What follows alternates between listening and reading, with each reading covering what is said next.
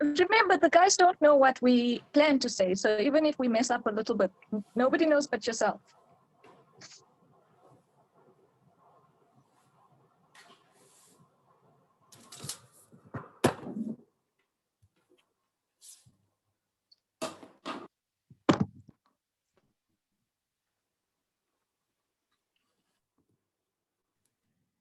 But at least just one thing from my side, right? You'll stop me if you cannot hear me or my connection goes bad. Will do. Okay.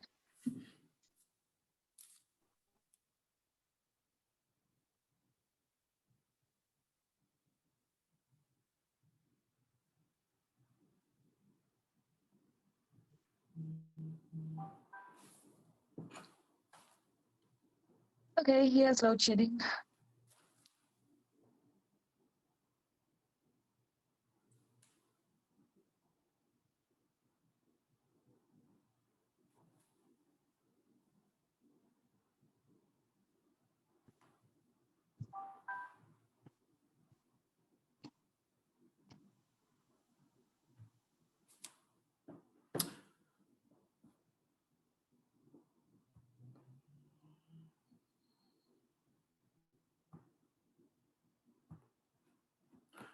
Good afternoon, everybody.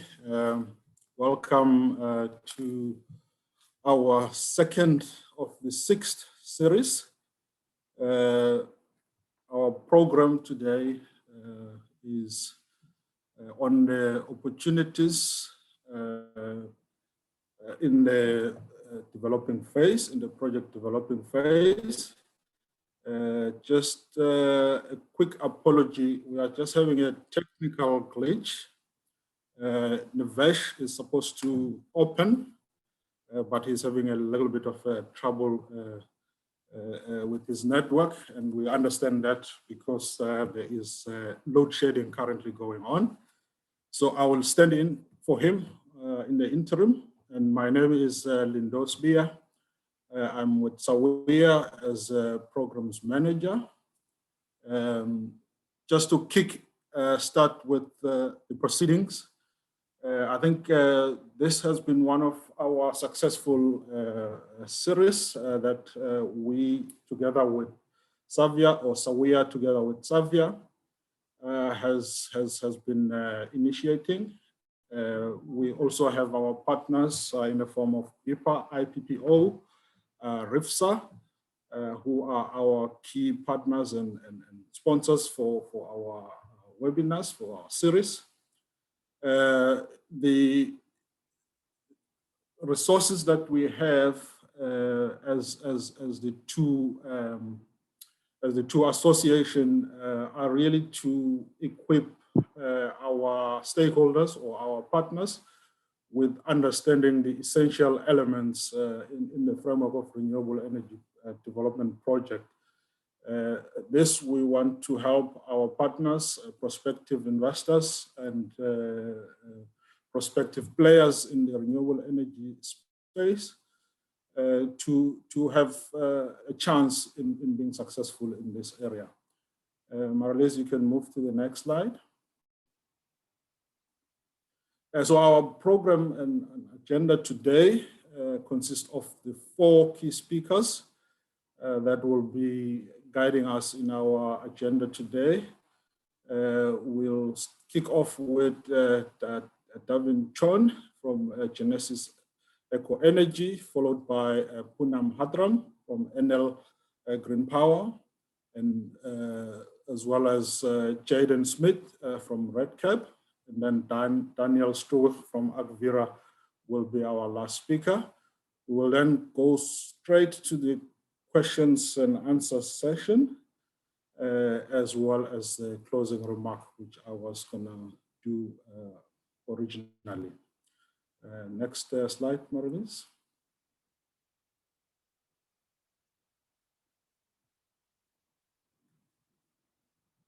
Okay, so Davin Chon, who's Davin Chon? Davin has been involved in the renewable energy sector since 2001, holds director position in Genesis Groups in various companies.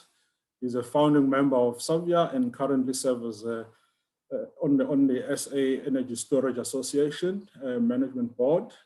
He's a founding member on South African Renewable Energy Council. He has over 20 years industry management and consulting experience, working across areas such as project development, commercial management and regulation, as well as policy development.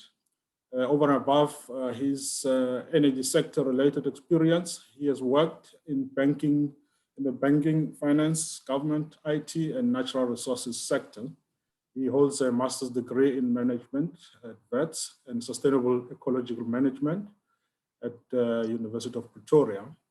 He's worked closely with various private sector, NGO, trade union, government stakeholders in the building the renewable energy sector in South Africa, and helping to create a policy, regulatory, and investment environment favorable to renewable energy sector.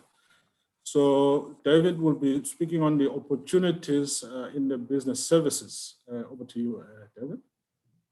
Great, thanks, Linda. Appreciate the introduction. Thank you very much. And to SAWEA and SAPVIA, thank you for the opportunity to join you.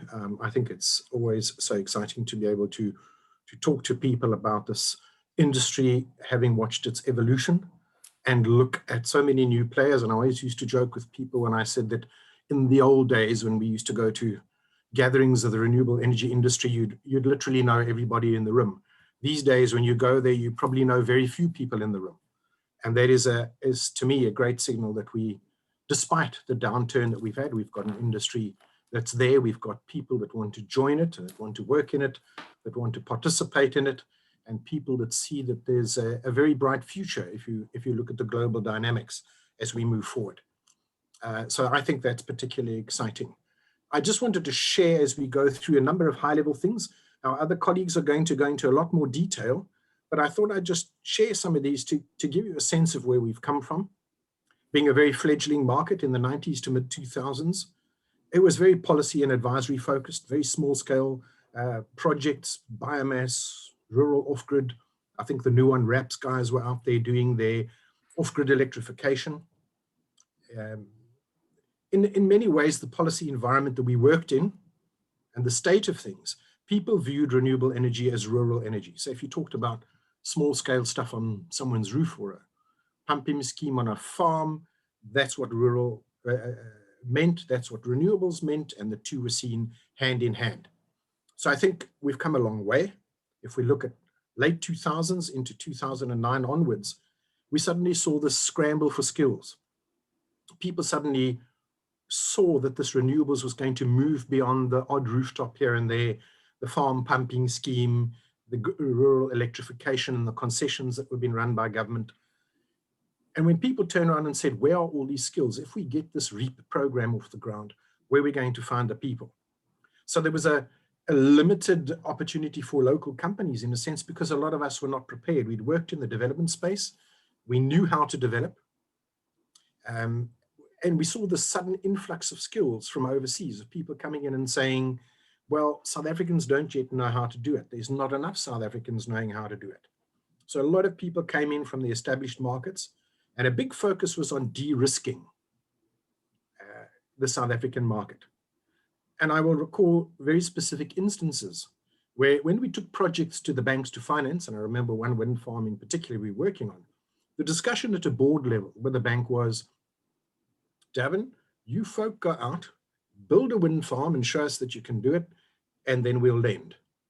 And our point was, but we need the money, build the wind farm, develop the skills so we can get the industry going. And they were saying, we're not taking a risk in this market. So very risk-averse market.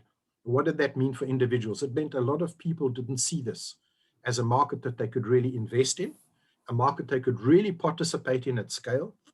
And people were saying, well, do I make a career here? Do I get my small business involved? Where really is the opportunity? Because it seems that South Africans can't participate in the entirety of the supply chain. So there, a lot of people we saw go overseas actually to go and work on wind farms, to go work on plant overseas, to get that experience. And that saw a small skills pool disappear out the country. What was it filled by? It was filled by companies saying, we're going to have to bring people into South Africa and we're going to have to try and push this growth, right? So everything from technical assessments, solutions designers, engineers, EPCs and installers that were playing a role in a particular part of the market, but in this rapid growth, REAP type environment, large scale renewables, we saw a sudden reversal of what we thought would work very well. But what if we look at that with the impediments and the opportunities? Part of what we have, and part of the challenge I'm describing today, is that we have a market driven by people who are happy to see the big names in the business. And remember, early REAP days, a lot of the legal names you see around today as legal advisors weren't even in the country. The Whiteson cases and various others, not involved in the energy space. It was totally new at this large scale to everybody. So the thinking was, big gap in South Africa, bring it in from overseas. Let's see if we can grow the skill over a number of years, which was the intent, still is the intent, I would gather.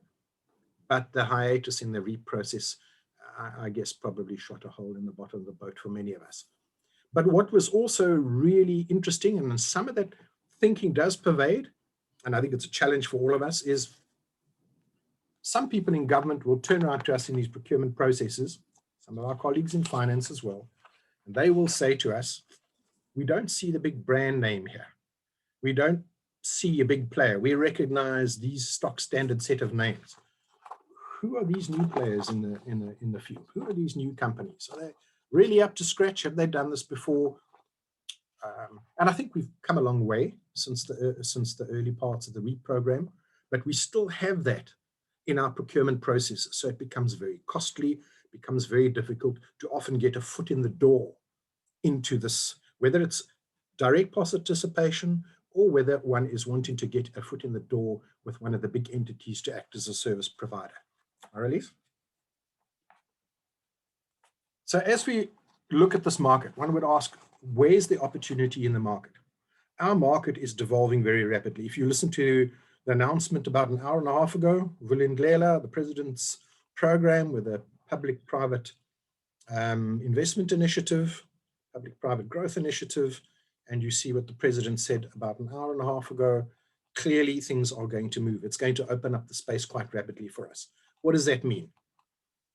So in our market at the moment, we've got the opportunity in the larger utility type projects, right from that early prospecting stage, securement of sites, construction operation, still largely driven by big IPPs, utility companies and project development companies, but there are the small scale projects in this space. And as the legislation evolves, it's starting to open up the space very nicely, I think. A lot of work to still do, but that's going to create an opportunity for all of us and for many more of us as the space opens and it decentralizes. I think one of our other colleagues is going to go into a lot more detail around these processes and very specifically what it's going to take for individuals to participate and the competences needed, and that's very exciting. The bilateral PPA market's opening up. There's an evolving trend towards energy trading companies, new entrants in the market who are saying, let me take a project, I've got a user, I've got a demand, I'll sit in the middle and I'll trade. So a whole lot of traders are getting involved. People with good technical and financial skills, ability to structure projects in a very interesting way. And they're not all coming from the banks and the traditional finance sector. The cryptocurrency world is an example. So there's a very interesting blend of new opportunities to participate in this market, in the supply chain, in the whole value chain that is going to supply energy into this new market. Of course, I've talked about small scale embedded generation, different scale, different job intensity, set of specialized skills. And if we particularly look at this where we've got in the REAP space, a government market, we don't really have to sell that much into that market, so to speak, because of its regulated nature. But if we look at the small scale embedded gen market, it's a very different process. Good salespeople, deal makers, deal closers, a very different kind of process to our REAP process in a way, I would argue. And there too, in that space, technical assessment, solutions designers, engineers, project originators, as we see that market opening up. And it's evolving all the time, which is very exciting. Of course, we talk about the EPC companies that service that market. A lot easier for a smaller player to get into that EPC market, given the guarantees and warranties that are necessary, than it is to get into the big scale market. So that's a definite, I would argue, opportunity that's opening up as we see load shedding continue, as we see this just transition taking place, more market opportunity. I then raised, outside of the traditional REAP space, the energy service companies and the mini utilities, and we'll talk about one example just now, but very much there, the energy services specialists, the auditors, the technical specialists are looking for those opportunities to help the large players save energy on the one side, develop the efficiency picture, but then also bring generation solutions into the picture. So we get a very different mix of skills compared to our utility environment. The hydrogen economy, I've just highlighted there. I think that's a topic for a whole separate series.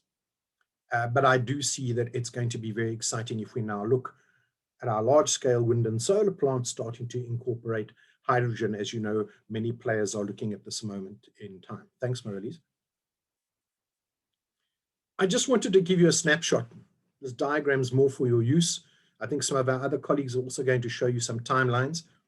But just when we're looking at this, the important message I'd like to leave you with and to take away is to start understanding for us as IPPs, as utilities, developers, the participants in the marketplace, particularly in the regulated sector, where we've got to participate in a REAP and prove our worth, so to speak, to show how many jobs we created and where people can actually get employed and are being employed. If you look at the time scale across which a typical REAP type project would take place, it's a very long time. Some people think it's a quick process, but therein, if one's choosing to be a supplier, get involved in the full value chain or part of the value chain, or whether you're an individual who's starting to look at where do they find a space in this? Is there really a career, or is this a stop-start thing? Because we've seen it happen in the last couple of years. Everything ground to a halt. A lot of people went for training at Saritech and other places, and they were starting to ask, are my skills, is my experience, etc., going to be used in this market, or is this thing a one-horse wonder and it's dead and gone? Will it be revived? My argument is clearly it's going to be revived. A lot of good opportunity, but look at the timescales. Skill yourself, skill your company, and we'll talk about that shortly. But there is a long-run investment process here in terms of getting into the project, getting it into fruition.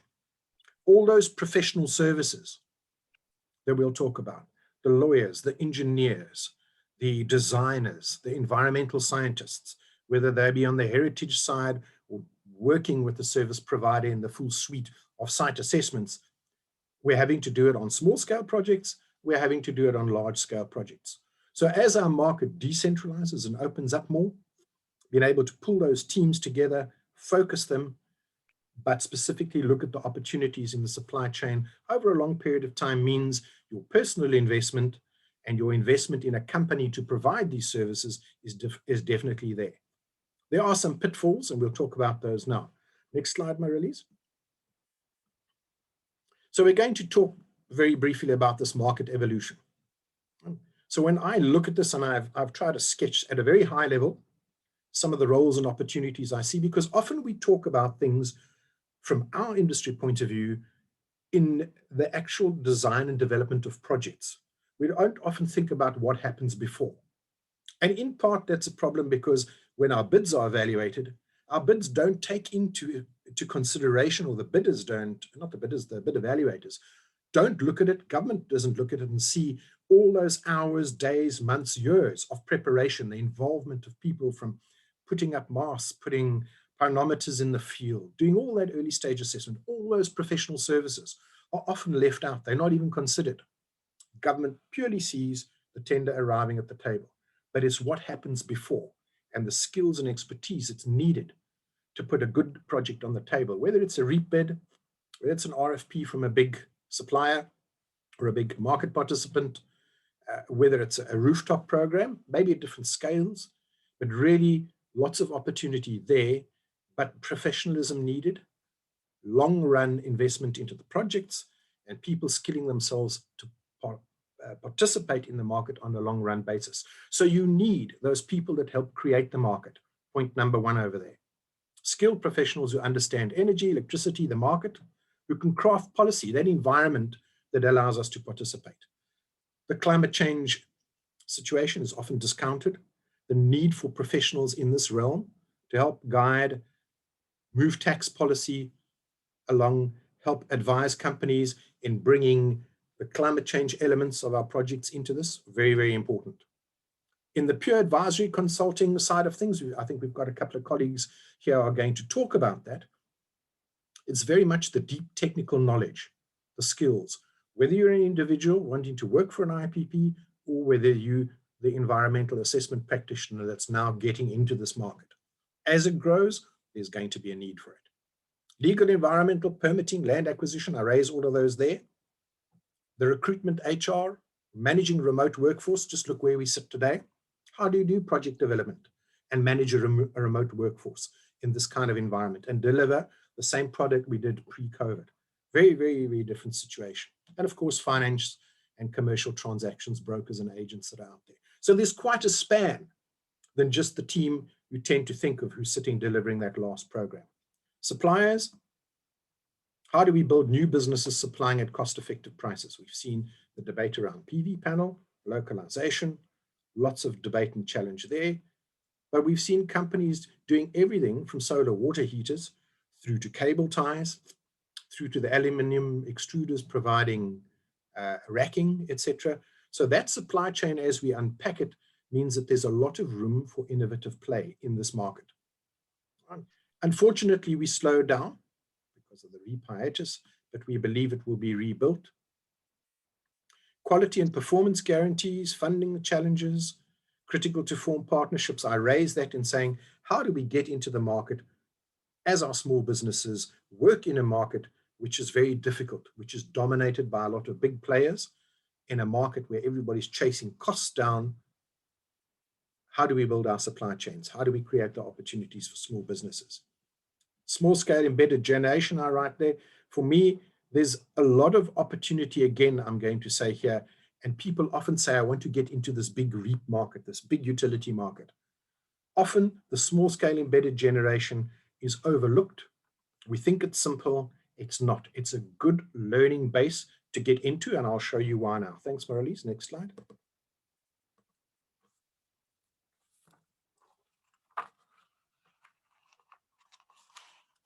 Thank you. So I raise this there and some questions for you to ponder.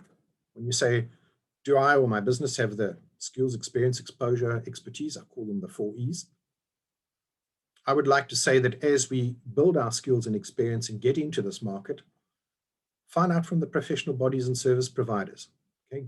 Get onto the table, get a green card, go through IPPO, get your certification, whether it be as companies or as individuals. It's an opportunity there. It's all about confidence. And that's what I'm urging today to anybody wanting to get into the market. It's about building confidence in your ability to service and supply the services that you can and getting that accreditation behind you. Networks, absolutely critical. Professional accreditation I've raised, I think that helps so much. I've seen people with a PV green card and other certification certifying themselves as professionals, but also getting their installations and their work certified. Rubber stamped, so to speak, so that people know that we have the skills and the expertise to participate in the market. Right? One asks, how do you break into an established market, either as an individual or a company? Use those sources, get your business accredited. And I can't emphasize enough the ability to build confidence and know what you're talking about. Where do you go? Online events, get your foot in the door there, absolutely crucial. Be part of networks like this. Right? Women's is there, SAWEA is there. There are a number of other bodies that we could list, and hopefully I would ask the SAPVIA and SAWEA colleagues to make sure that we create a bit of a jobs clearinghouse that I've raised there and put all of this into the domain that becomes readily accessible, that gateway for people to access the market. Professional skills databases I've raised. And of course, if you're an individual wanting to get in, I would say internships, recruiter graduate platforms like that, that provide another avenue And even though it looks at individuals, it might be you as a small startup getting your foot in the door. I do want to leave you with this to ponder, is that these new markets that we're creating, this new energy dawn that I would like to think is becoming real, as painful and slow as it is, there are new needs, there's a need for innovation. Right? It's about marketing the business, defining specific skills, offering and skill sets that the big utilities and other players can get into. They can see clearly what you've got, and we can meet expectation. Get onto supplier databases. Absolutely crucial to get onto supplier databases. Some of our colleagues on this network are hopefully going to allow you on there. Pester them. Don't take no for an answer. New companies, new opportunity, build partnerships. Supplier development programs, critical. Get that foot in the door. Plague some of our colleagues that are on this webinar. Come on, Art Vera, I'm going to challenge you and Nell and others and our good colleagues from RedCap. Let's structure together with SAPVIA and SAWEA a program that facilitates new entrants into the market, because I think there's a good opportunity there.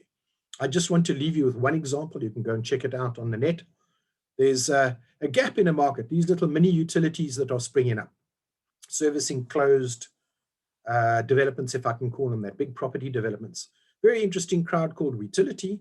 Sorry if I'm doing a plug, but I really like what they've done. They've struggled through this market, doors closed in various avenues to say, haven't been around long enough, don't have the depth of skills, need to get more experience. Brought a good team together, got it funded, and they set up these solutions from a mini utility point of view. So that's the South African innovation coming through, where a player is literally forcing a niche into a new market where there's a gap that can clearly be filled, and is not always easily filled by the big utilities and the big IPPs because of the need for flexibility, fresh thinking, new ideas, new funding opportunities that are out there. So I do think it's that it's quite possible, both at an individual level to get a foot in the door, confidence, selling oneself, the right networks and the right skills, as well as from small businesses who look at the supply chain and identify key opportunities, but leverage a lot of the other players to get that foot in the door. So I'd like to leave it there. Lindo, I'm going to hand back to you. But I really think there's an exciting opportunity now for the associations to help tool up and to see how we can get a new generation of participants in this supply chain in the market, particularly in the business services, where I believe it's a good entry point to start. Thank you. Thank you very much, Davin. That was quite insightful, and I took a lot of takeaways. I hope everybody did. We'll definitely take you on board in terms of the job clearing house concept. I think that's a brilliant suggestion. We will definitely take that on board. Also, like some of the utterances you've made about the skills, the transferabilities of the skills, adaptability that we need to start deploying due to the current situations, to also take maximum interest and opportunities of what the evolution we're seeing in the market. I think for me those were very profound. Thank you very much for that. The questions and there's a questions and answer sessions at the end, but we would plead with the participants to put their questions in the chat there, or in the questions and answer sessions. The chat, you can use it for just communicating with the rest of the group, but your questions mainly should just be on the questions and answer session, so that we could try and capture that at the end and ask our panelists to respond to your questions. We're gonna move swiftly to the next presenter. Before that, I must also just again apologize for those that came a little bit later. We are juggling, you would have seen different names in terms of chairing the sessions. Navesh, unfortunately, has been hit by load shedding, so he will not be chairing this session. So I'll continue in that space. Moving to the next presentation on the conducting of the technical feasibility, we have Poonam Hadram from LN Green Power RSA. Poonam is an electrical engineer with MSc in engineering and MBA from VETS Business School. She has extensive experience in HV engineering and design, project development and project management. She's also involved in technical project pre-feasibility analysis, initial project design, budgeting, managing cash flows, and contract negotiations. She has been exposed recently to IoT and automation solutions. Core strengths lie in the commercial aspects of the projects with regards to looking at profitability and technical feasibility, and also managing commercial contracts. She has over 13 years experience in renewable energy, and she's currently a leadership coach for MBA students. So Poonam, I'll hand over to you. You have your 20 minutes. Take it away. Thank you, Linda. Thank you, everyone, for this opportunity. So today I'll be going through the local opportunities from a technical feasibility perspective with regards to large-scale renewable energy projects. So before we start, I'd just like to echo what Devin mentioned in terms of the opportunities for renewable energy. I think renewables is there, it's here to stay because obviously of sustainability, climate change, and I think it's now becoming more cost effective when you compare to the traditional forms of energy. One thing I'd like to mention though is there was a study done by the International Energy Agency in 2020. Now, due to COVID and all the lockdowns in 2020, the demand for electricity actually decreased on average by 20% across various countries. But the demand for renewable energy increased that same year. It was the only source of energy where renewables actually increased. So globally and locally, I would say that renewables is here to stay. So before I go through the local opportunities in the technical feasibility phase, I would just like to provide some background information on the project development process. So basically, project development can be viewed as an activity that is subject to significant risks and unknowns, while requiring ongoing investment in terms of time as well as financial resources. So in order to mitigate these risks, certain activities can be done at the pre-development phase. So if you look at the pre-development phase right now, this can be divided into 6 categories. So you've got site, where it's important to look at your site to the availability of land, the owners, do we have lease agreements, do we own the land? And then the next one obviously is a resource assessment. So obviously if you have the land and say if you're building a wind farm and there's little to no wind, it doesn't make sense to continue with the project development. Then the next category is the offtake. So this is usually the buyer. I think what's in South Africa with regards to the large scale renewable energy industry, it's normally the PPA agreements that we sign with Eskom and National Treasury. But then again, as Devin mentioned, in this space, we've seen also a lot of private sector developments. So that might change the way things are done in the future. Then also permits is quite important. I believe one of my co-presenters will take that on. In terms of technology, you need to look at your concept design, the cost for the concept design, is it feasible? And then finally, your capital. So as you can see here, this is an iterative process because as you go on, and if you get positive feedback, then you carry on with the development phase where you spend more money, but at least you know that it's an investment that's worth looking at. One thing I would like to note that in this phase here, right, although the risks and uncertainties are greatest at the start of the project, also the ability to implement changes without significantly impacting costs are also greatest at the start of the project. Next slide, please.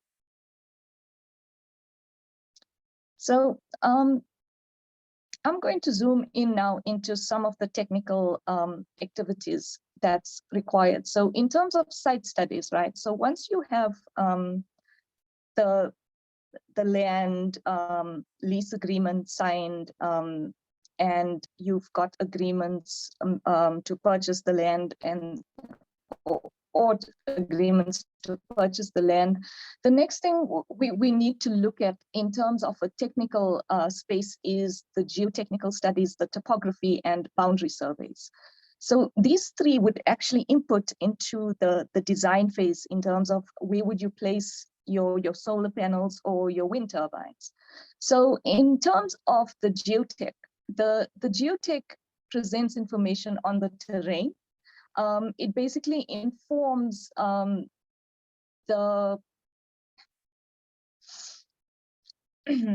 excuse me, sorry. It informs the soil bearing capacity and which type of turbine foundation you would require. And on the solar side, it's used as well in terms of the structure foundations. So normally when the geotech studies are being done, the electrical and thermal resistivity studies also forms part of this. It would inform the earthing designs and the MV cable designs as well. So in terms of the required competencies for companies that we look for that does these studies, so first of all, in terms of the equipment, what type of equipment do the companies have on hand, especially with regards to the drilling equipment? We usually require rotary drills so that we can drill up to 40 meters deep. Now, this 40 meters is generally site specific. So sometimes if it's extremely rocky and consistent, you can go up to 15 meters or 30 meters, but generally the capability for 40 meters is preferable. We'd like an undisturbed sample with this, so that means you would need skilled labor to operate these machines. Then once the boreholes are drilled, we would require a qualified geologist or a geotechnical engineer to log what material is coming out. Year experience is quite important, to be honest, because as I mentioned, we need an undisturbed sample and we actually need to see, we need to do the test properly. Because if there's misalignment between the geotech studies, it could damage the project in terms of the design. The design could be non-compliant, and sometimes you only see this during the construction phase, which is generally a bit late, but then you need to throw additional resources, time, and cost to the project. Then obviously we need an accredited lab to do the testing for us. So the next study in terms of the site would be the topography. Now, the topography generally presents elevation information like where the trees, where's buildings, etc. Now, this is also very important in terms of the layout. Obviously, we don't want to place our turbines on top of a building if we're doing a desktop studies, or we don't want to disrupt national trees and key points in terms of heritage. So the topography, although it's not that expensive, it's quite important in terms of informing the conceptual or even the basic design at the later stage. Now, here the required competency is obviously equipment. Nowadays, with changing in technology, you have different sorts of equipment. In the past, we used to use helicopters for the survey, but now I believe there's drones that's capable of doing the survey. Again, here we need a company that's ISO certified. And then an important aspect here as well is that the software to extract the survey information into DTM modules, that's quite important for us, because once we have that software, then we can plot it against the layout to actually see in terms of, first of all, our resource, and second of all, the terrain, where's the best positions. With that is, okay, so the next one would be a boundary survey.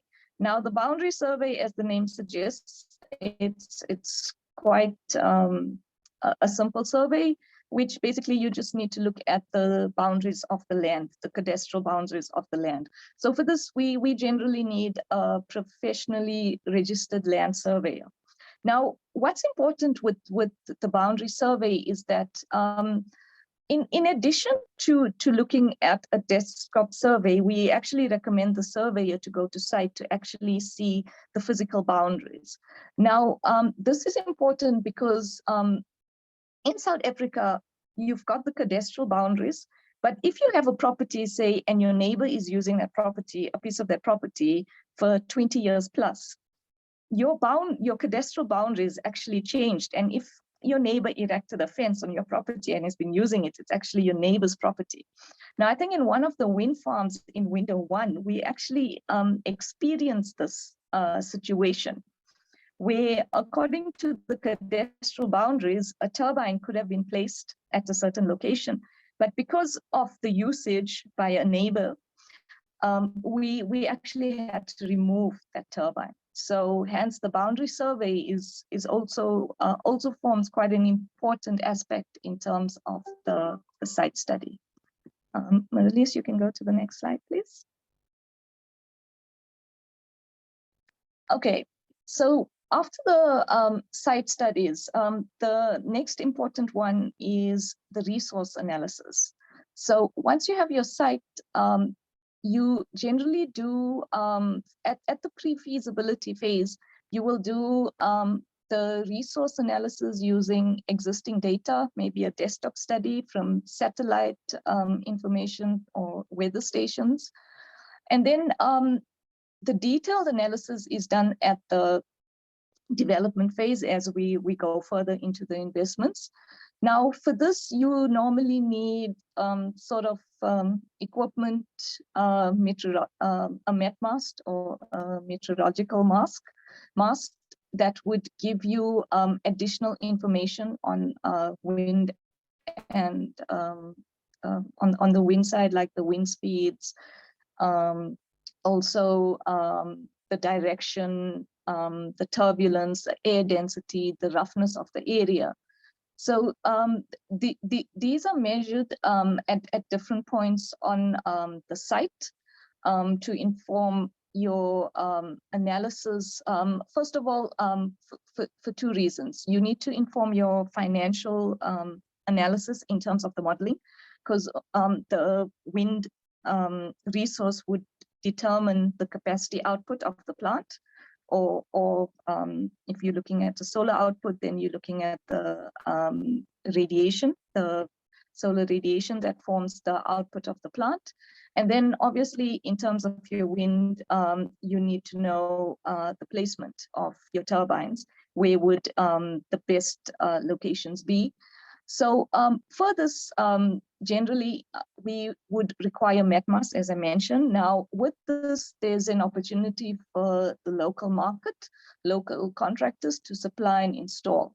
So what we need is, what we look for in terms of local competencies is we look for adequate machinery in terms of hoisting and transport. They need to have tested, they need to have the capabilities to certified by a qualified engineer of the met mast. The data, however, from the met mast is normally done internally by developers. This is because generally some developers usually have their own software, as well as some of the information is sensitive in terms of the project competitiveness. Next slide, please.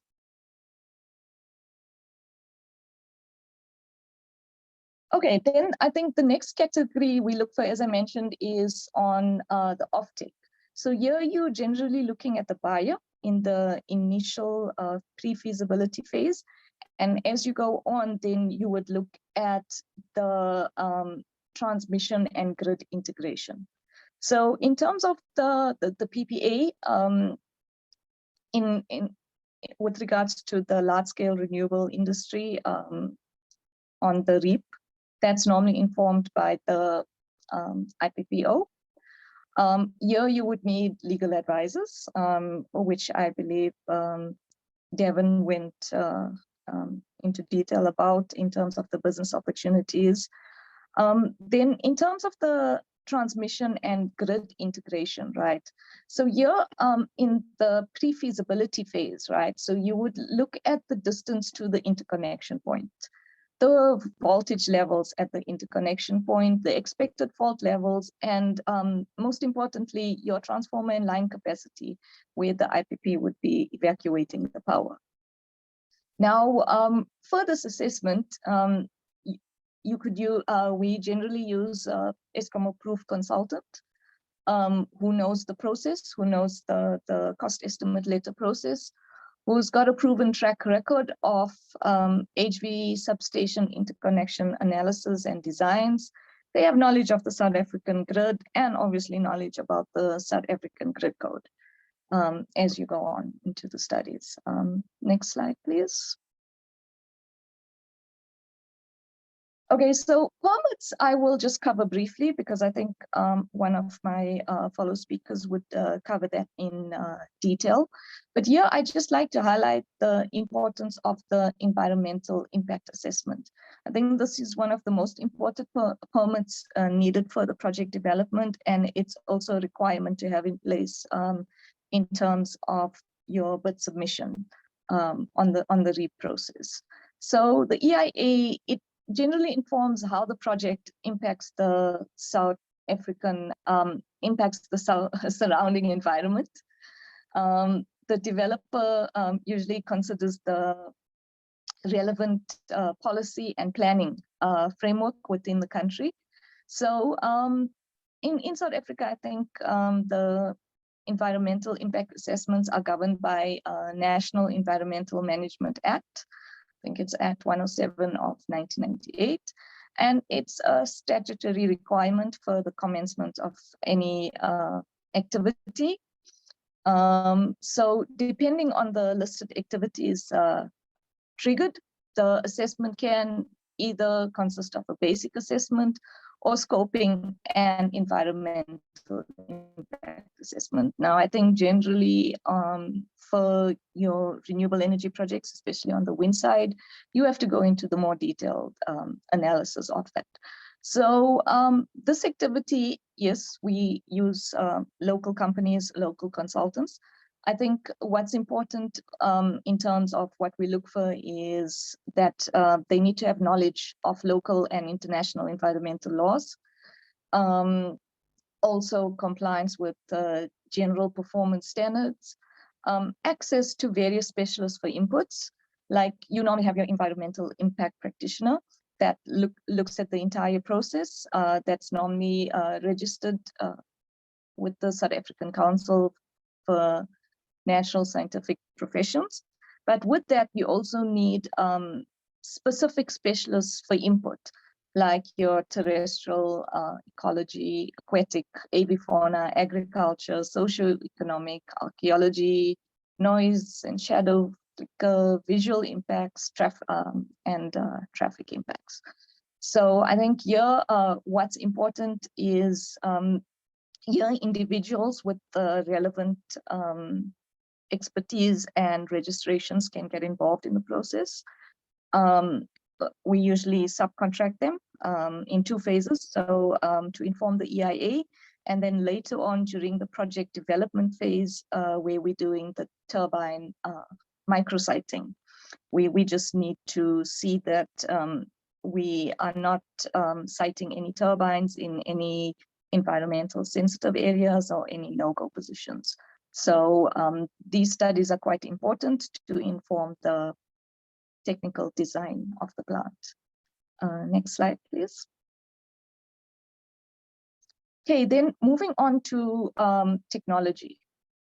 So your technology would be either your wind turbine generator or your solar panels. Now, the type of technology you use on the wind side and on the solar side, in terms of your panels, your inverters, or the type of turbine you're using, is normally informed by the resource assessments.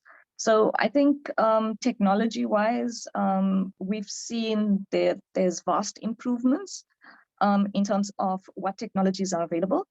Example, on the wind side, we started off with smaller turbines in window 1, and now in window 5, I think some of the OEMs are actually looking at 6 megawatts, 5 to 6 megawatts on average, some 6.2.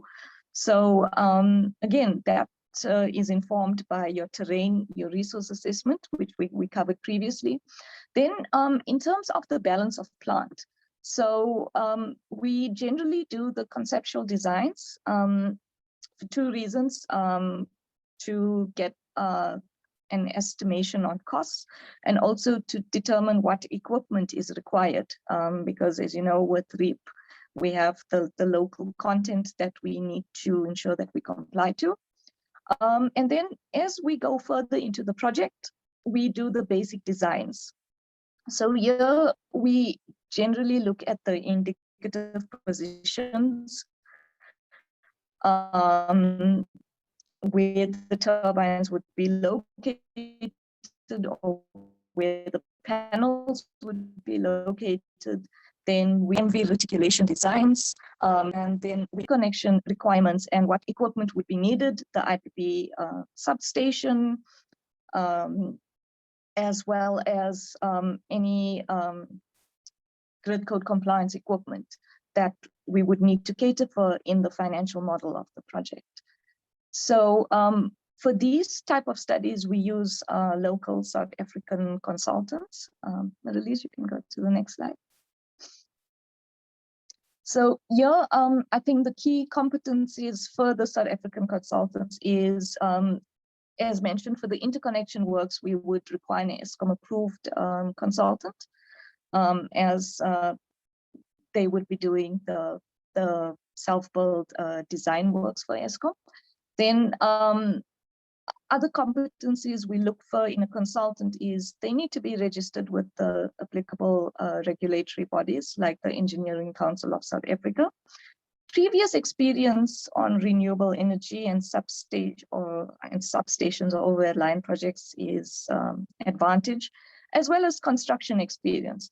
Now, the reason why we say that previous experience in designs and construction experience is an advantage, because I think Devon mentioned that the industry is quite competitive nowadays. So if you look at window 5, I think the adjudication changed from a 70-30 perspective on price and economic development. It's now looking at 90-10.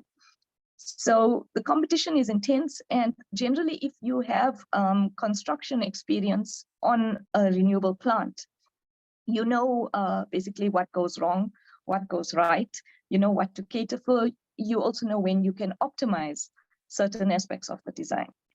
And then I think the final competency we look for is professional indemnity insurance. Next slide, please. If you can start wrapping up, Poonam. Yes, okay. So just to cover what I mentioned in terms of the investment process. So I mentioned the pre-feasibility phase, which you do certain studies, iterative studies. So if the studies turn out positive, then additional funds are invested to develop the project. If at the pre-feasibility phase, you see that the risk is greater than the reward, then you halt development and the funds are used elsewhere to develop more competitive projects. Now, in terms of the studies that I mentioned, I just wanted to give a brief information on the costing. So your geotech studies can range between 1 to 4 million. This is highly dependent on the type of project you're building, which is wind solar, and also the project site. Then you've got your topography, which is about 250,000 rands. Your boundary survey, it's between 50 and 100,000. Your EIAs can range between 500 and 1 million for your EAP, and then for your specialists, it can go up to 750,000. Then your resource, it can go between 1 to 1.5 or even more than that, depending on the site and the MetMass requirements. And then your basic designs, which is the consultant, to your point, again, between 1 and 1.5 million. Next slide, please. So Devin mentioned as well is the most important aspect in terms of getting into the renewable energy space is to get onto the developer database in terms of the vendor registration.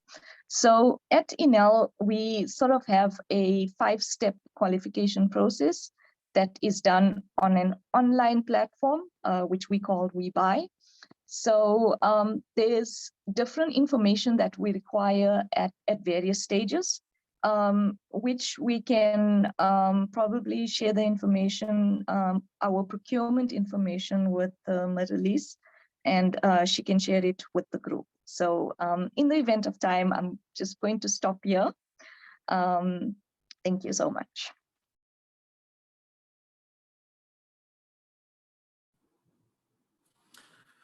Thank you very much, Panam. That was quite useful information.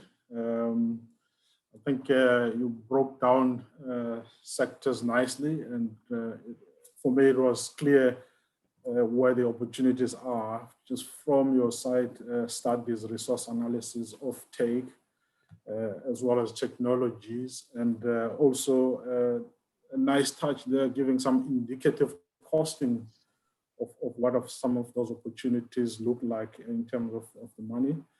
But also we will take you up on that procurement system. We will share that information with the rest of the participants. I think it will be of good use to some of the people wanting to do business in that space. Okay, moving on, just a quick reminder, please place your questions on the Q&A. Also do use the chat to interact with one another. We encourage interaction in these sessions so that you could do what Davin was indicating earlier on building confidence and using these platforms to network. So please feel free to do that. Without further ado, I think we have the next presenter on managing environment, land permitting, economic development, and community engagement, Jadon Smith from RedCap. Jadon is a project manager at RedCap Energy, a private South African company developing renewable energy projects in the Southern Africa. Since 2009, and having initially contributed to permitting of the Round 1 projects, Jadon made the move from an environmental consultancy to join RedCap in 2014, and has since been involved in all aspects of development process, as well as consulting on various construction and operational issues at several facilities in South Africa. Jadon previously served as a chairman of the SAWEA Environmental Working Group. Jadon, the floor is yours. Thank you. Thank you very much, Lindo. Thank you, colleagues. Good afternoon, everyone. Right, so I'm going to cover dealing with the environmental management, land permitting, economic development, and community engagement components of this afternoon. Just in terms of my perspective, the particular outlook that I'll be taking is obviously looking at large utility scale developments, specifically wind, and particularly with regard to preparing these projects for bidding in the REAP process. So we're talking about large scale wind farms in particular, and the process of getting the project ready to a bid ready stage. First slide, please, Marlies. In terms of managing the environment and environmental permits that form part of the development process is probably one of the most important and vital parts of the permits, I think, as one of my colleagues has alluded to previously. I've broken up the environmental components into three specific processes. Number one is pretty much the site selection, where, as Gavin referred to previously, that is specifically targeted at prospecting. So identifying a site and deciding whether or not you're going to spend the money to get that project to a bid ready stage. The second part is the actual environmental impact assessment process, and that's specifically with regard to submitting an application to Environmental Affairs for authorization to facilitate and undertake the specific activities required to construct the wind farm. And then thirdly, I'll be covering as well the post-preferred bidder process, which specifically looks at the environmental components that are required to get the project to a pre-construction ready phase. And that is just in terms of tying up the requirements of the environmental authorization should the project be authorized, and making sure that the site-specific compliance in terms of taking down the ecological walkthrough, looking at the surface water stuff, looking at the micrositing for the bird flappers, for example, on the grid, that all that is taken in terms of compliance with the environmental authorization. If you can just go back one slide, please, Marley. In terms of the site selection, so there's a significant amount of risk involved in these projects during the development phase. So one of the critical aspects which we need to decide as developers is, where do we put our money? Which site do we decide on? And one of the key aspects in deciding that is the environmental input from specialists before we decide to pull the trigger on spending the money. So this is specifically looking at areas which we've identified as a particularly good wind resource. From my experience over the last 10 years, we have identified sites which we believe we understand from a basic perspective what the environmental constraints are. And Environmental Affairs, the Department of Forestry, Fisheries and Environment recently have added a screening tool which allows you to on a very broad level assess a site and pull out the most important environmental constraints in that particular site, whether it may be birds, bats, aquatic features, whatever the case is. That it gives you a very simple tool. The only challenge is that the database that supports that screening tool is probably at least 6 or 7 years old. So a lot of the information that is happening real time on the ground has changed. So you do need specialists with site-specific knowledge where you're looking to assist and go and have a look and actually guide your decision-making process. So, for example, if the screening tool identifies a particular raptor species as a problem, you need to get a recognized bird specialist out there to do a very quick risk assessment over a couple of days, and hopefully they can come back with some useful information to you to enable you to make a decision as to whether or not you should proceed with the development or not. So that is quite difficult, because there's obviously a lot of commercial intellectual property surrounding which sites you want to select. So deciding how to choose a specialist is quite a tricky process in that particular case. And most of the developers default to people that they've worked with before and specialists that are well known to them, that they trust and they can take into their confidence. Once we've actually decided that a site is a go, we then enter the formal environmental impact assessment process. That is specifically with regard to your submission in terms of the National Environmental Management Act with the Department of Forestry, Fisheries and Environment. And that would be both for your plant, so your generation plant, your wind farm site, as well as your grid connection. Should there be a grid connection, the associated infrastructure is required to connect that project to the grid. You don't need to undertake an assessment of that as well. So there's two skill sets that are specifically involved in undertaking that environmental impact assessment process. The one is an environmental consultant, commonly known as EAPS, or environmental assessment practitioners. In South Africa, as Devin alluded to, the Windrush started predominantly in about 2009. And since 2009, there are a handful of EAPS who've done, I'd suggest, probably 90% of the work, certainly on the wind side. And we believe, through our experience over the last 4 or 5 years, that there's definitely opportunity now for new environmental consultants to take on a lot of the work that we have going forward, particularly people with very good project management skills, people who've got a meticulous attention to detail, and people who have got an exceptional work ethic. In terms of the specialists, there are particularly a particular set of specialist studies that normally associate these large utility scale wind projects. And the list is specifically targeted at birds, bats, archaeology, paleontology, noise and shadow flicker, visual impact assessments, terrestrial ecology, which covers both your fauna and your flora, aquatic assessments, which is your surface water, wetlands, etc. Agriculture, a lot of our wind farm sites are located on agricultural ground, and in agricultural impact assessment to determine the impact that your project is going to have. Socioeconomic impact assessment becoming very more important and relevant in today's climate, and risk assessment for particularly hazardous installations, which has become very relevant topic in the last 2 years or so, with the emergence of battery energy storage systems in the renewable energy landscape. And then traffic impact assessments. This is a typical suite of specialist studies that are normally associated with these projects, but they can vary from site to site. What we are seeing more and more recently with the screening tool from Environmental Affairs is that we are having to do specialist studies which are unusual to us or not normal to the process. Stuff like having a specific invertebrate study for a particular butterfly species that may occur in a certain area.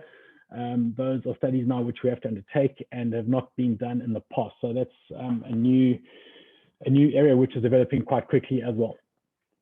In terms of the qualification requirements and breaking into this market, it can be quite tricky because developers, as I mentioned before, tend to go with people that they know and they trust and that they've been through several processes before. So typically your requirements for being a specialist are being SAPNAST registered. It's the South African Council for Natural Scientific Professions. So you're looking at normally a master's degree plus approximately 5 years of working experience to get that qualification. So what I'd suggest, if you have aspirations and are specialists wanting to break into this market, and you want to become SAPNAST registered, SAPNAST does have a candidate particular qualification that allows you to undergo mentorship for a period of 2 years, I think, before you actually get your professional natural scientist registration. And I'd suggest you, if you are keen to break into the renewable field, ask a established specialist in the wind or renewable energy environment that has been working for a while, if they can mentor you or be a mentor on your application to SAPNAST. That'll be very useful for breaking into the market and getting a foot in the door. Right, on to the next slide, please, Marlies. In terms of pre-construction, so once you've been awarded and you know that the project's going ahead, you've achieved financial close, the typical specialists we have on site are terrestrial ecologists, look at the fauna and flora. There are aquatic scientists, look at the wetlands. Obviously, there's a change in season often, and particularly in the agricultural environment, the farmers don't always understand that time stands still for wind farm developers, but not for them. So they, in terms of their operational procedures on their farms, they carry on farming as normal. So whether or not you decide to put a turbine there or put a peg in the ground about 5 years ago, they're not really too interested in that. They'll go on and carry their farming, and often the turbines or the roads have to be slightly to allow for the new road or the new dam that has suddenly arisen in the space that you had planned for your turbine or infrastructure. So in terms of that, typically specialists that get involved in that. However, the specialists provide or produce what we call a micro-siting report. Once they've done the pre-construction walk down, they make their recommendations. And normally an environmental assessment practitioner then takes those recommendations and submits a report to the Department of Environmental Affairs, and they update your environmental management program accordingly with any recommendations that may have come out of the EAPS or the special site visit, sorry. And they then basically issue your permission to proceed to full construction. Next slide, Maurice, thank you. Right, in terms of the land, one of the critical things for developers once you've decided on a site is to secure the development rights to the land. Now, this is it can be a very tricky situation. It typically happens in rural landscapes, in small communities, and there is definitely scope for people with negotiation skills who can facilitate the developers getting the landowners to sign agreements that will allow us to develop that project over a period of 5 or 7 years, whatever the case may be. We found that our experience over the last 10 years or so, there's always a key person in a small community, and that key person may be the headman, he may be the chairman of the local agricultural association, he may be the local mayor, he may be the local head of the financial services company in town, but there's always one key person that can serve as a consultant or in a consulting capacity to the 2 or 3 year development phase that you have for your wind farm, and that makes your life a lot easier in terms of dealing with the local landowners, particularly if that person is a farmer who is involved with the project. That makes your life a lot easier as you go through the development life cycle and then proceed to construction, which is sometimes fraught with all sorts of implications for landowners due to the impact that the construction phase may bring. In terms of rezoning, and one of the permits that is required is to change the use of the actual current land use from agriculture to renewable energy. That varies from province to province, exactly how that is done. But typically both those rezoning applications and the side of the Subdivision of Agricultural Land Act 70 of 70 is essentially obtaining permission from Department of Agriculture for the development. Those are typically undertaken by town planners. Now, a good town planner, again, who's familiar with dealing with renewable energy applications is invaluable in getting these permits across the line.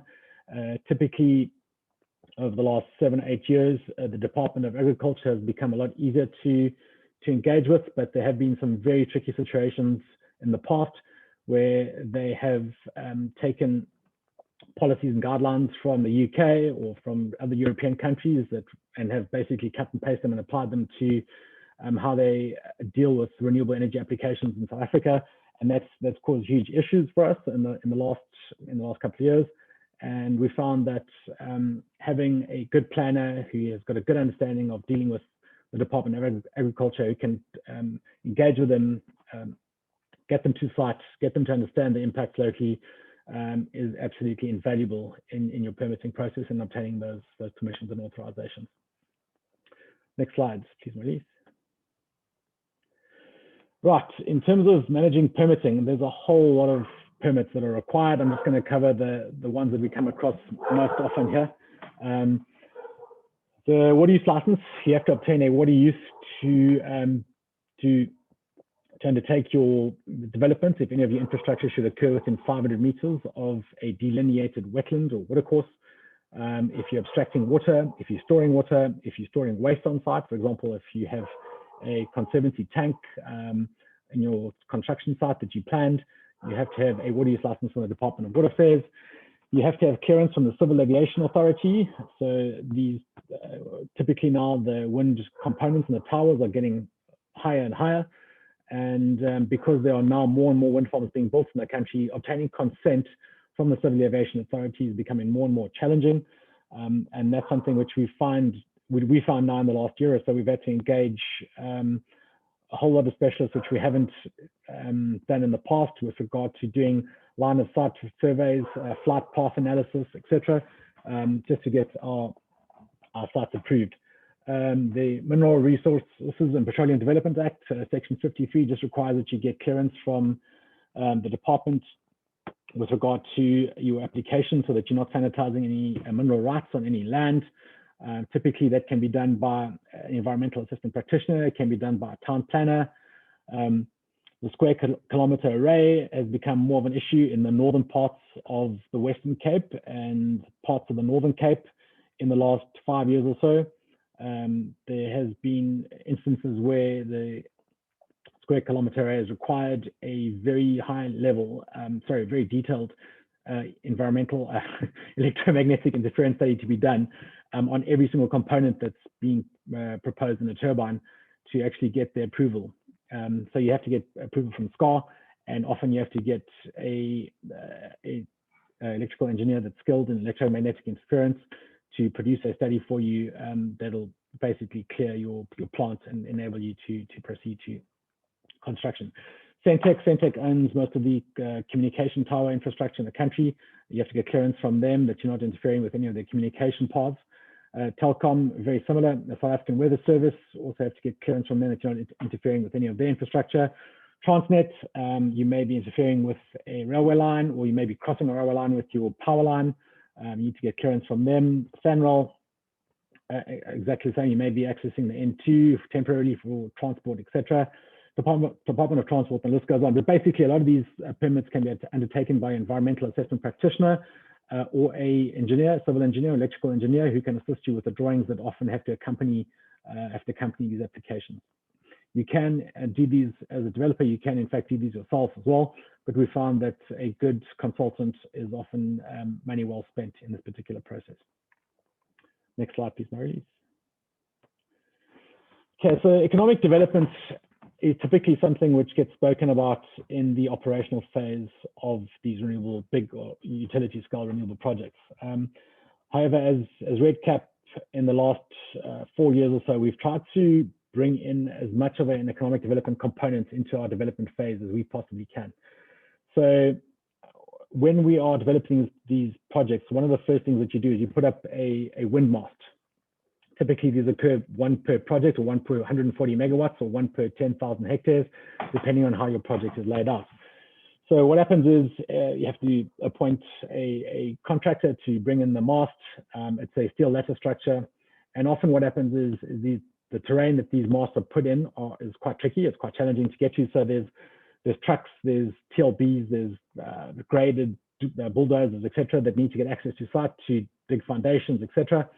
And often there is issues with landowners' fences, farmers' fences. Is always causes us huge difficulty when the bulldozer can't go through a particular fence and a gate has to be created. So what we try to do in these situations is we try to employ and create opportunities for laborers who on the farms that we are working on. So we'll approach the farmer, explain to him exactly what is going on and get his permission and buy-in to allow the workforce, if they have the necessary skills to do so, to build the gates or build fences or re-put fences up once the graders, etc., have been through the project or been through the farm.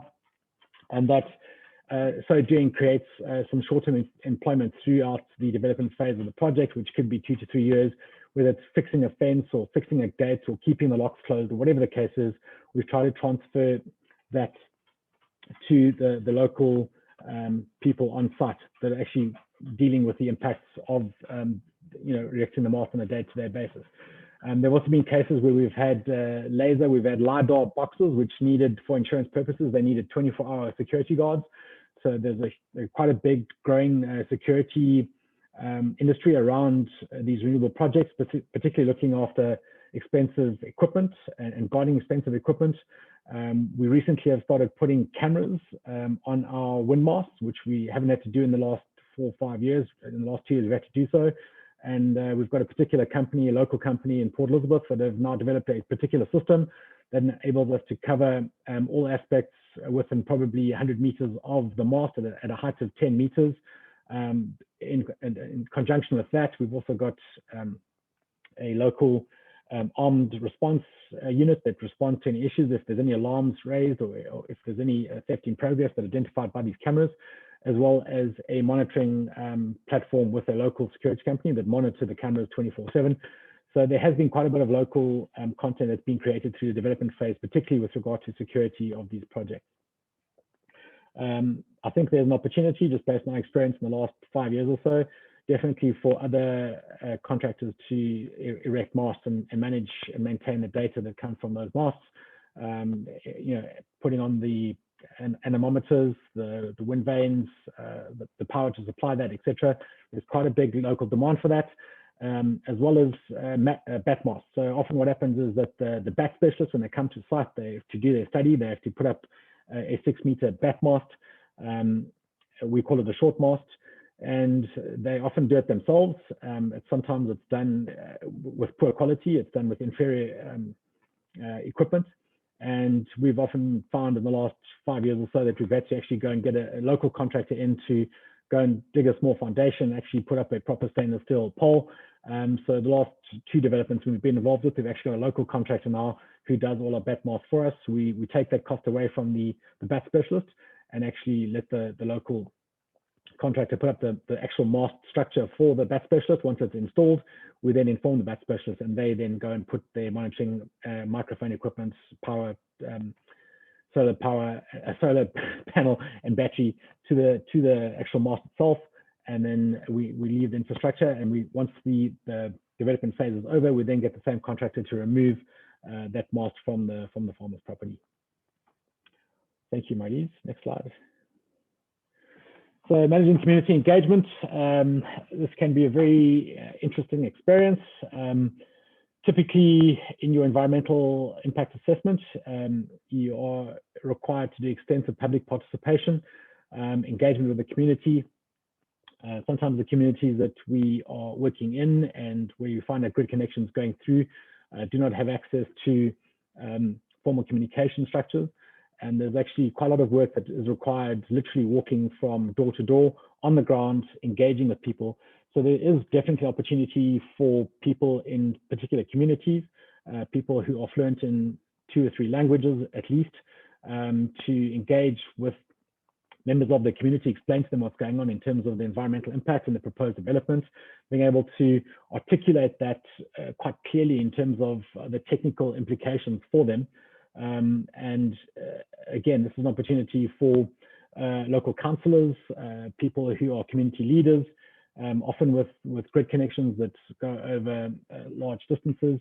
There's opportunities for 4, 5, 6, 7, 8, often 10 people as they move from different wards or different communities, and sometimes different languages as well.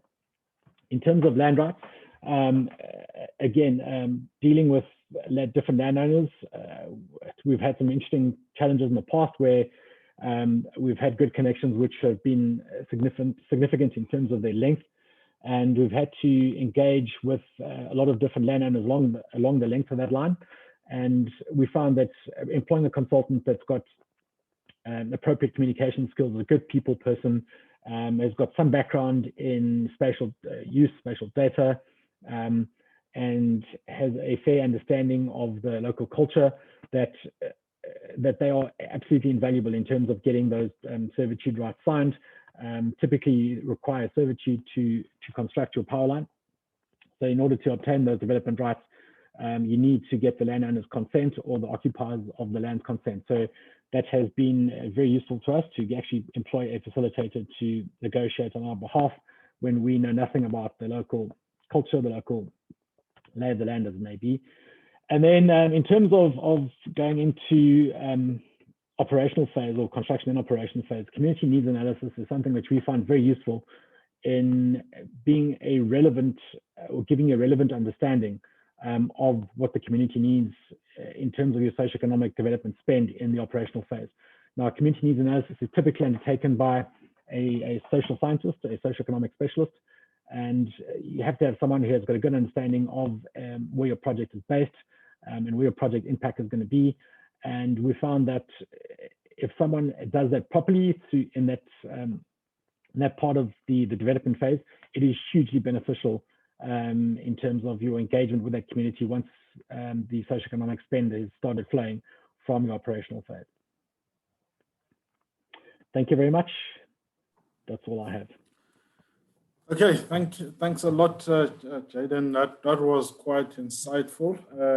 I really saw the both ends of the skills needs from your presentation, from the highly scientific and highly technical skills to some of the basic social skills that you just need for the development of projects.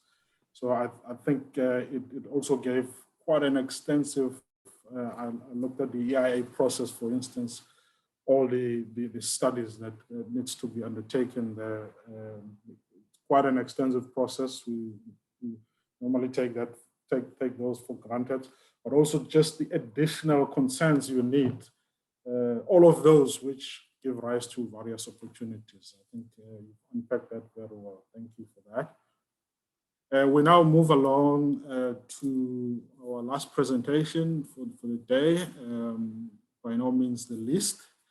The presenter is Daniel Struik from Agvira. Daniel started his career in the wind industry in 2013 as an engineer at a wind farm, developer in a wind, which is EDF Renewables currently in South Africa. His responsibilities encompass a wide spectrum of energy resource assessment tasks related to wind farm development. Since then, he has worked abroad for a brief time in the maritime and oil and gas industry, returning to South Africa in 2016 to join consultants, Wind Prospect South Africa.